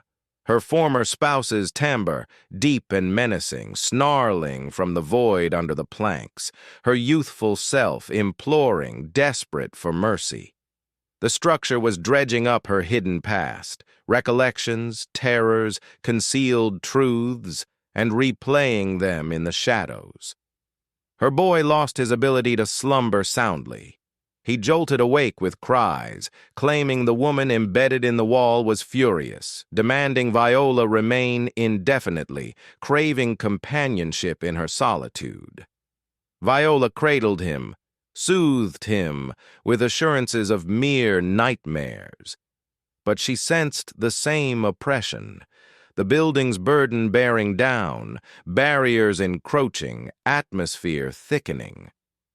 The crisis peaked during a tempestuous evening in autumn's final month. Gale-force winds tore through the valley, shaking the panes, while within, the respiration was overt, the panels visibly swelling and receding, timber straining with every breath. Viola remained rigid in her bed, fixated on the roof sagging as though a massive entity loomed overhead, exerting pressure on the rafters. Then it emerged, a voice, sharp and undeniable, emanating from the panel next to her pillow. "There's no other refuge for you." It mimicked her ex's inflection but warped, interwoven with underlying choruses. Her parent, the property owner, herself, all harmonizing. "This is your place. It has always been." The surface beside her undulated, the texture warping, revealing a visage emerging from beyond. Contours, vague, yet recognizable. Sockets. Lips observing her. She willed a cry, but silence prevailed. Her lungs constricted, the chamber's atmosphere too dense for inhalation. The form advanced, timber cracking, fracturing. Moments before penetration seemed inevitable, the entrance burst ajar. Her sibling framed the threshold, drenched and frantic-eyed. "We're leaving this place now." The ensuing events blurred in Viola's memory. Her sister hauling her upright, the waves of sickness, the agony. Being supported to the vehicle, the child bundled into the rear, tires screeching from the lot as the edifice appeared to surge ahead. The veranda drooping, the glass misting internally, as if a colossal presence had released a sigh. Consciousness returned after 3 days in medical care, with diagnoses of acute anxiety-triggered delusion, fluid loss, and undernourishment. The physician attributed it to a psychological collapse, triggered by seclusion and past wounds manifesting as visions. Her sister concurred publicly, but privately, she confided, quote, _38 Viola never returned. The owner retained her security funds and informed her sister a replacement occupant had been secured. Viola refrained from inquiring about the identity. She relocated across 2 regions, secured fresh employment, initiated counseling, and labored to reconstruct her existence. Still, on gusty evenings when her updated residence's barriers sighed, panic seized her, certain she detected it anew. That deliberate, pulsing respiration, the essence of a structure drawing in, pausing, expelling, anticipating her return. Reginald matured, aware his sire was flawed. Years passed before the full extent of the depravity dawned. His parent held a county role, its designation fluid based on the inquirer, evaluator, examiner, coordinator. Reality proved cruder. He extorted funds from illicit operators, those managing clandestine waste zones in the depressions. Individuals pilfering wiring from derelict shafts, distillers brewing narcotics in remote mobile homes, the administration feigned ignorance of. He shielded them from scrutiny, receiving payments in bills. No documentation, no traces. At age 12, Reginald first accompanied a payoff excursion. His father retrieved him from classes that Friday, announcing a outing, veering onto a gravel path ascending the peaks until asphalt vanished. They halted at a corroded barrier secured by links. His father alighted, unfastened its sans implement, and proceeded as proprietor. "Remain inside the vehicle," his father instructed. "Speak to no one. Avoid eye contact. Simply wait silently and seal your lips." "Got it?" Reginald gave a nod. He observed his dad approach a run-down, double-wide trailer cluttered with garbage, car engines, and the sort of junk that piles up when folks quit giving a damn. A lanky, hollow-cheeked guy emerged, his features hidden under the edge of a grimy baseball hat. They conversed briefly in hushed tones that Reginald couldn't catch before the man passed an envelope to his father. Right there in plain sight, his dad tallied the cash, gave a nod, and returned to the truck. "Smart kid," his father remarked as he settled into the driver's seat. "That's the drill. They fork over the money. We head out. Everyone keeps smiling. You realize the reason for my visit. We don't have the funds. My husband's out of work from the mill. We're doing our best, I promise, but it's not there yet. Tough break. You recall the consequences of falling short. Please, grant us 1 more month. We'll make it right. I guarantee." He shook his head. "Guarantees don't settle debts. You wish to hold on to this home? You want to safeguard those little ones, so sort it out. Or perhaps a report goes to Child Protective Services. They might deem this unfit for kids. You wouldn't. I'd prefer not to. Yet these mishaps occur. Mishaps, misfortunes. You see? Why bring up removing her children? Because it gets results. Some folks only respond to dread. She'll scrape up the cash." But she didn't. 2 weeks on, Reginald overheard his father on the line, murmuring to an unseen party about the matter in Birch Hollow. He caught the words, "Stage it as an accident. Keep it subtle," followed by that breezy, indifferent chuckle before disconnecting. 3 days later, a broadcast caught Reginald's eye, ablaze in Birch Hollow. A mother and her trio of young ones cornered within. No one made it out. Officials pointed to bad electrical work. No signs of interference.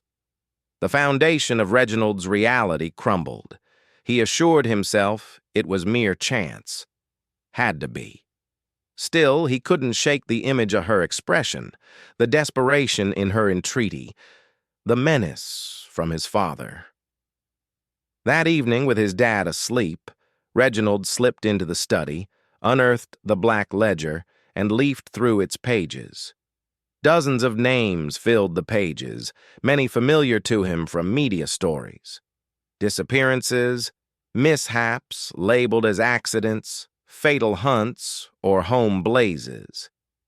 Each one tied to folks his dad had approached, each one linked to those who'd resisted payment or stirred up issues. Next to every entry, a curt annotation.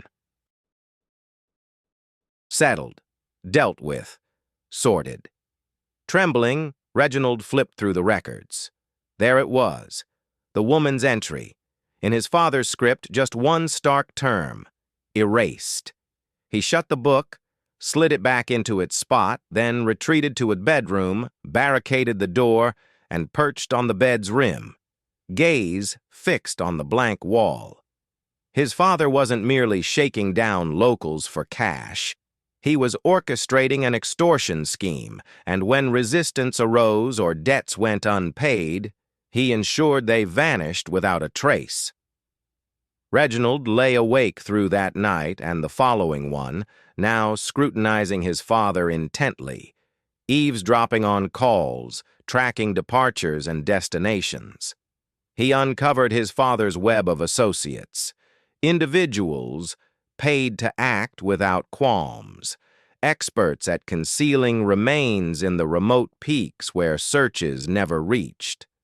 A month on, a snippet of dialogue sealed his suspicions.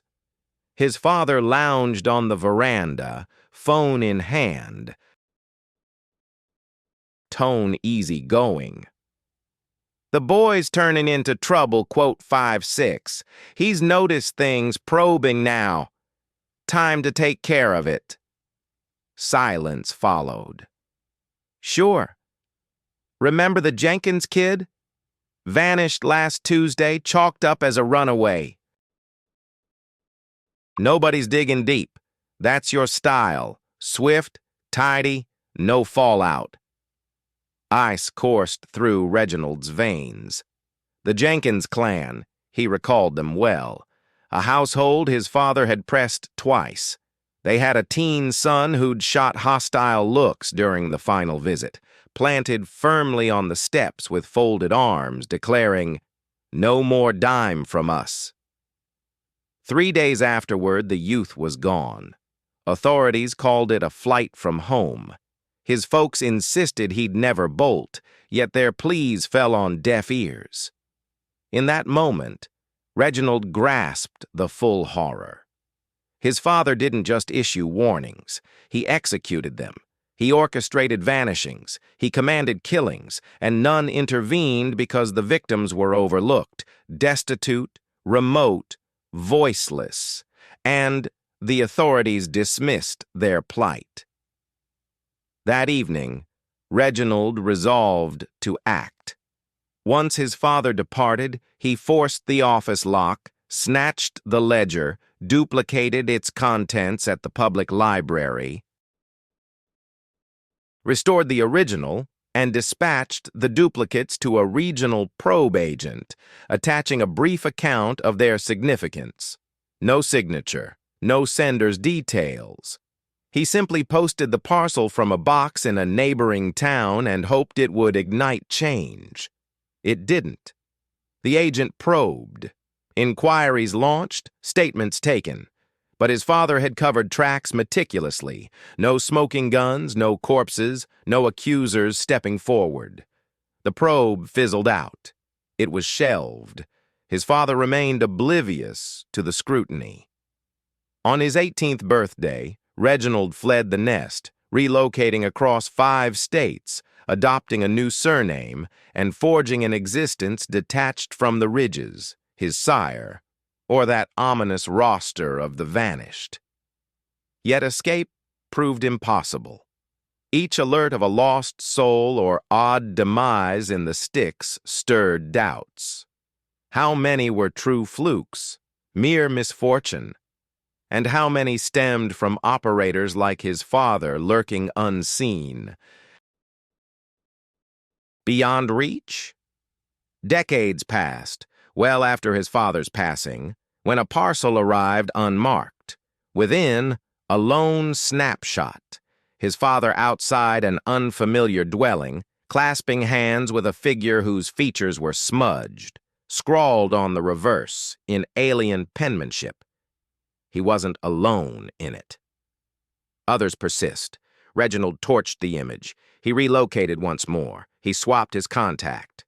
Still, vigilance never waned. He was certain now. His father had woven into a larger tapestry, an apparatus, a machine. And machines endure beyond a single cog's failure. On certain evenings, when the line buzzed with empty air, Reginald froze, attuned to the void. Within it, he'd catch the whisper of his father's steady timbre, brokering pacts, voicing ultimatums, plotting calamities. And he'd ponder, as ever, whether the apparatus had clocked his betrayal, if in some hidden registry beyond his sight his own entry awaited, inscribed, flagged, archived for the instant he crossed into liability. He never learned the answer, but the anticipation lingered. For 15 years, Margaret had trekked the rugged trails of the Appalachians, seasoned enough to trust that paths didn't simply materialize or fade away. Charts held true. The GPS coordinates checked out. The terrain hadn't shifted in the night, yet this side path diverging from Ridgeback Summit defied everything she'd picked up from years of experience. By the moment realization hit, escape was nearly out of reach. She'd stumbled upon it purely by chance at first. It was the beginning of October, with foliage barely beginning to shift colors, and she was on a solitary overnight trek along a route she'd traversed more than a dozen times. Every twist in the path, every scenic vantage, every tight spot demanding careful steps, she knew them all. That afternoon, however, as she navigated a well-known curve, something unfamiliar appeared. A break in the foliage, a slim passageway she was positive hadn't existed previously. Her inquisitiveness won out. Leaving the primary route, she ventured into the thicket, figuring it was just a game trail or perhaps an abandoned logging route. What greeted her instead was a genuine path, smoothed by countless footsteps, indicated by stone cairns and weathered paint marks on the bark. It ascended sharply through thick woods, and after 20 minutes of persistent effort, she stepped into an open space. At its heart loomed a vintage fire watchtower, a survivor from the 1960s, eaten by corrosion and decay, the sort of forgotten edifice the Forest Service had left to crumble without demolition. Margaret edged closer, her boots grinding against the loose stones encircling the foundation. The iron rungs to the viewing platform remained sturdy despite the orange streaks of oxidation, while the upper panes lay broken, their casings hollow and staring. But it was the etchings that drew her in. The timber beams bore dozens, initials and years gouged in with blades or spikes. Her fingertips traced them. John Mercer, 1978. Sarah Whitfield, 1983. David Lang, 1991. A few rang bells. She'd encountered them in reports, in records of the disappeared. Hikers gone without trace in these woods, never recovered. Margaret snapped photos with her cell. She logged the exact position. She'd notify authorities upon returning to civilization, she reasoned. Perhaps it served as a tribute spot for honoring the vanished. Yet as she lingered, Daylight fading and dusk stretching shadows, a chill unease slithered along her back. Silence enveloped the glade. No avian calls, no buzzing life, only the subtle groan of the structure tilting in a breeze she couldn't sense. She hurried away, following her outbound route back to the established trail. Later that evening, reviewing her device, the recorded points defied logic. They situated the tower 3 miles eastward from her actual spot, in a zone depicted as an uncrossable crest. She dismissed it as a malfunction. Mountain reception was fickle. Echoes distorted data. It signified nothing, yet her mind fixated. Those inscriptions, the unsolved cases, the emptiness. 7 days on, she returned, resolved to relocate and record it thoroughly. She arrived at the familiar starting point, left her vehicle in the usual place, and set off. At the curve where the slit had shown itself, nothing. She doubled back, cross-referencing her gadget, her jottings, her images. The surroundings aligned perfectly, the same trunks, but the breach had vanished. She scoured for an hour, forcing through brambles for cairns, signs, any trace of her prior passage. Zilch. As though it had been a figment.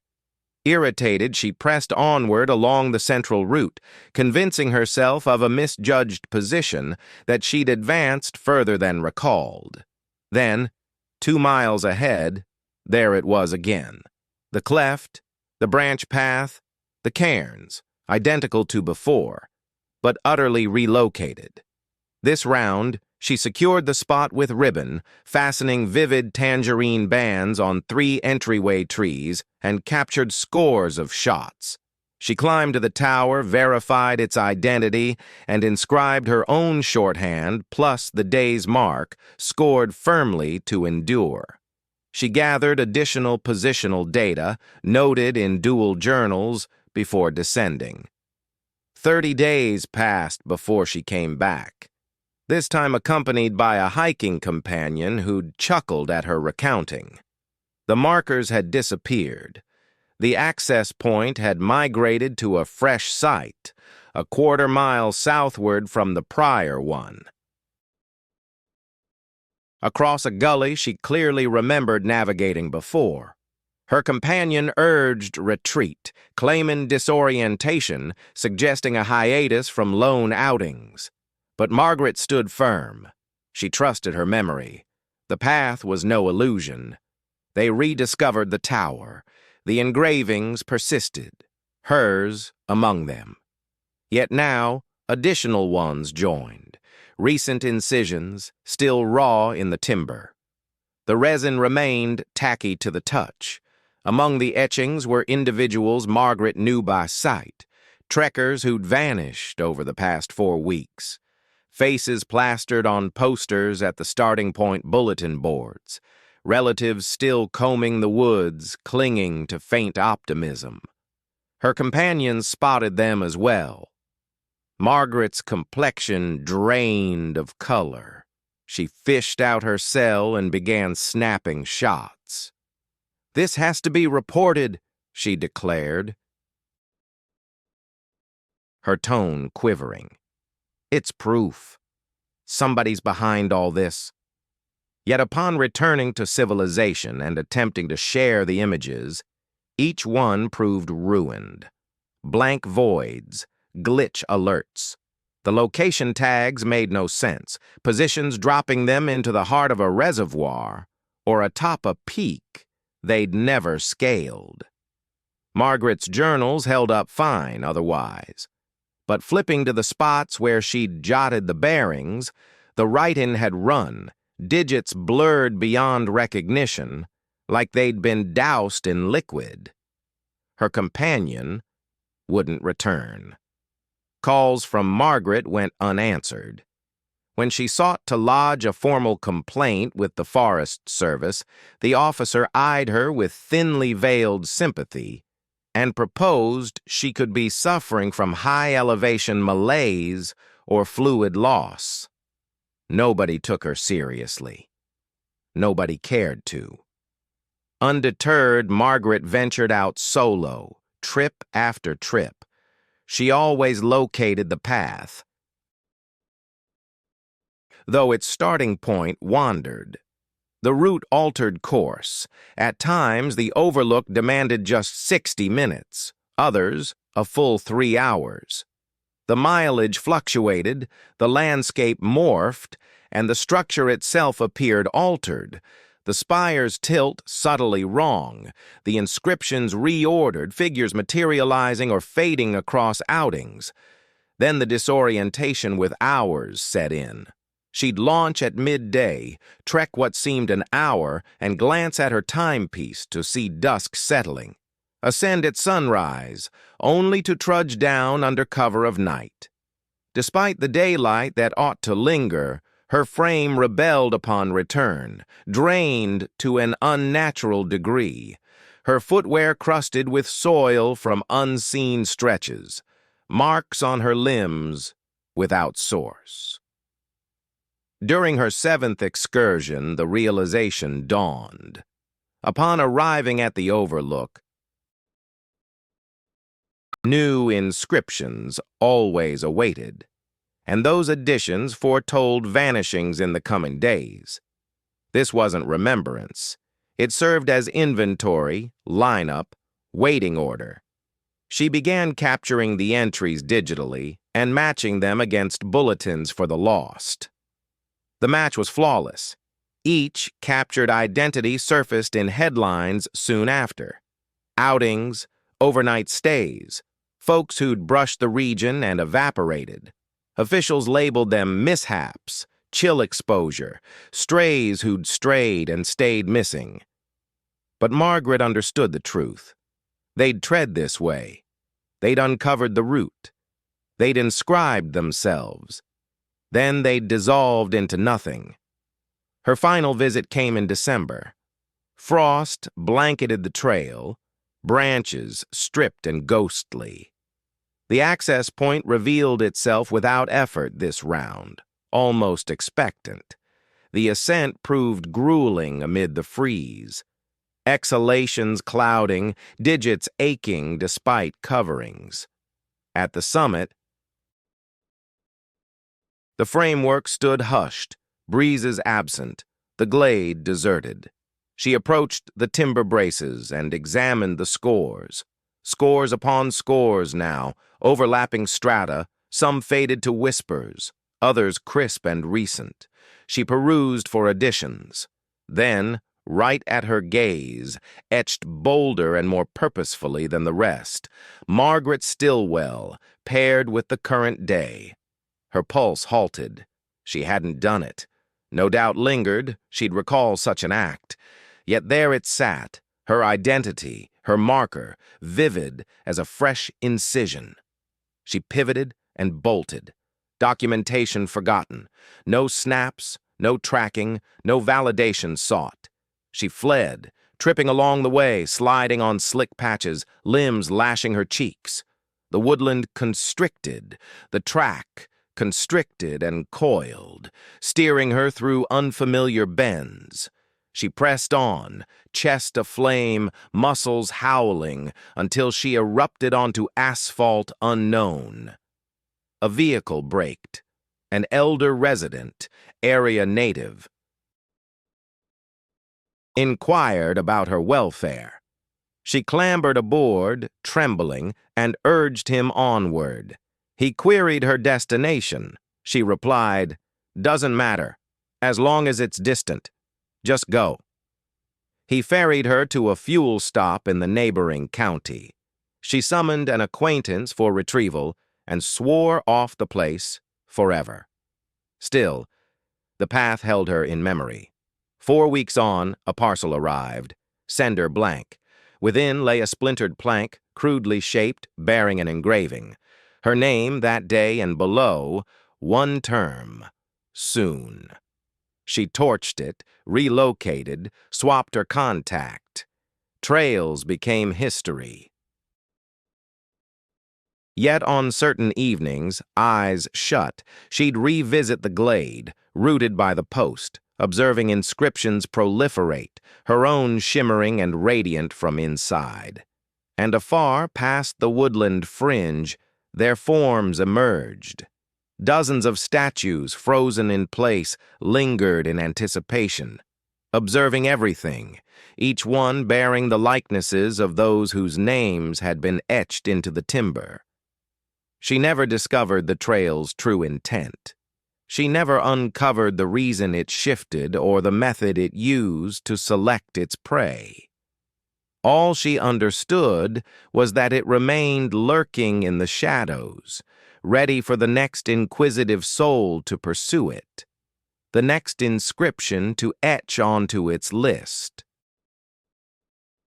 And buried within a woodland that twisted and reformed like an unsolvable enigma, a watchtower rose in a glade that both was and wasn't, tallying the vanished, tracking the missing, preserving a ledger forever unread. Alfred came into possession of the cabin through an uncle he scarcely recalled, a solitary soul who had dwelled atop Sawyer Ridge for 4 decades without protest and passed away unremarked.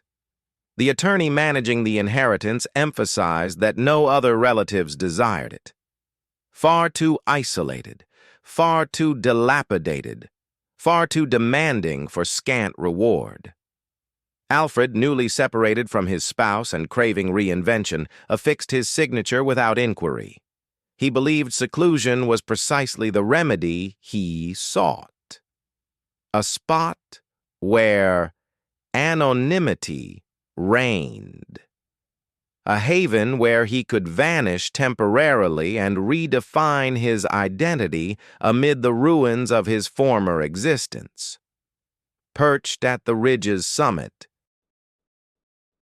the cabin was reachable solely via a rugged dirt path so precipitous and uneven that Alfred scraped the undercarriage of his vehicle twice during the initial ascent.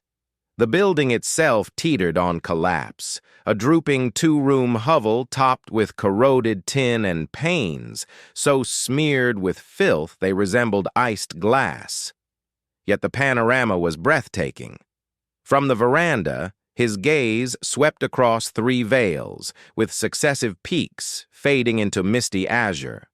And come evening, the constellations crowded the sky like frost, dusting ebony silk. He settled in on a Tuesday toward the end of September. The nearest resident, an elderly fellow called Hewitt, residing a mile along the ridge, dropped by that initial dusk bearing a container of cloudy, potent brew. They settled on the porch, and Hewitt posed the standard inquiries. Where had Alfred originated? What had drawn him to this height? How extended was his intended tenure? Alfred offered evasive replies. Hewitt inclined his head, took a swig from the vessel, and then remarked casually, as if it were trivial, "If you catch singing in the darkness, ignore it." Alfred furrowed his brow. "Singing?" Hewitt affirmed, his face grave. "Mostly ancient spirituals, tent-meeting tunes, echoes like a congregation, though no house of worship exists here anymore. None for 6 decades. Folks blame spirits. Others fault the peak itself. I can't say what it truly is, but I can tell you this: don't respond. If it calls your name, remain indoors. If there's rapping, leave the entrance shut. Simply allow it to fade." Alfred chuckled, dismissing it as a rite of passage for outsiders, a tale to unsettle the arrival. Whit's expression stayed somber. He drained his portion, placed the jar on the balustrade, and departed in silence. The initial weeks unfolded peacefully. Alfred devoted his daylight hours to scrubbing, mending gaps, swapping out decayed planks. He carted refuse downhill in his pickup, pruned overgrowth encircling the dwelling and gradually rendered it habitable. Evenings found him on the porch nursing a brew, attuned to the hush. It differed from urban stillness, merely noises void. This was profound quietude, ancient and enduring, heavy with presence. The singing didn't reach him until the third week. It roused him shortly past 3 a.m., soft and remote, seeping upward through the planks as though originating from underfoot. He bolted upright in his sheets, pulse racing and strained to hear. It formed a spiritual. The lyrics escaped him, but the tune was distinct, languid and sorrowful, voiced by several in imperfect unison. He rose and approached the casement.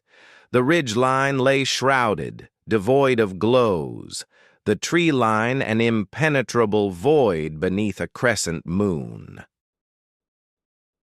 The melody persisted, ebbing and surging, and a shiver hit him as he grasped it wasn't rising from below. It emanated from beyond, the timberline, all directions and none simultaneously. He lingered by the pane for 10 minutes, absorbing it until the chant dissolved into quiet. Then he returned to his mattress and remained vigilant till sunrise, rationalizing it as broadcast static, a far-off gathering. Acoustics bending oddly amid the heights. He recognized the deception, yet clung to it. The voices returned 3 evenings hence, identical hour, identical refrain. On this occasion he stayed prone, fixated on the beams overhead, as the chorus built and waned. They rang sharper now. He discerned separate lines, a resonant baritone, a faltering treble, a gravelly baritone faltering on peaks. They seemed mortal. They seemed authentic. Yet an unease tainted them, a subtle discord, akin to a track slowed improperly. It recurred 2 nights later, and once more, invariably at 3 a.m., the selfsame chant or subtle twists upon it. He dimly recalled those ancient revival tunes from his boyhood Sunday services in church. He began keeping the porch light burning through the night, hoping it would ward them off. It made no difference. He took to sealing the windows shut and securing every lock. That proved useless, too. The melodies infiltrated the walls, the floorboards, the tiniest cracks between the planks, saturating the cabin until the harmonies seemed to echo right within his skull. A week on, he cornered Hewitt down at the ridge's base. "The singing," Alfred insisted. "You were spot on. I can hear it now. What's causing it?" Hewitt's expression turned deliberately blank. "I warned you. Don't respond. Don't investigate. Just ignore it." "But seriously, what is it?" Alfred demanded. Hewitt shook his head slowly. "Older than any ghosts. This ridge once hosted a church long before the Civil War. Massive revival gatherings, tent revivals, all of it. Folks whisper that during one such event, a preacher boasted he could summon the Holy Spirit, induce tongues, cure ailments. But he invoked something far darker. It seized the worshippers' voices and refused to release them. The congregation emerged from the tent, muted, utterly speechless, frozen with mouths agape and empty silence pouring out. Legend has it those voices lingered, ensnared in the mountain, eternally chanting. Alfred gaped at him. "You're out of your mind." Hewitt merely shrugged. "Perhaps. But you're hearing them too, aren't you? And I'll wager they're intensifying." He wasn't wrong. Night after night, the song swelled in volume. What began as a soft whisper evolved into a booming choir, audible to Alfred even in daylight hours, a remote buzz lingering at the periphery of his senses. Visions started haunting him as well, shadows among the tree lines shifting when his gaze averted. Glimpses of ghostly forms hovering just outside the porch light's glow. In the pre-dawn hush one morning, he peered through the window and spotted a throng of them. Scores of see-through silhouettes clustered in the yard, jaws wide, chins raised, harmonizing flawlessly together. He attempted an escape. He gathered his belongings, fired up the truck, and drove partway down the ridge before the path gave way beneath him.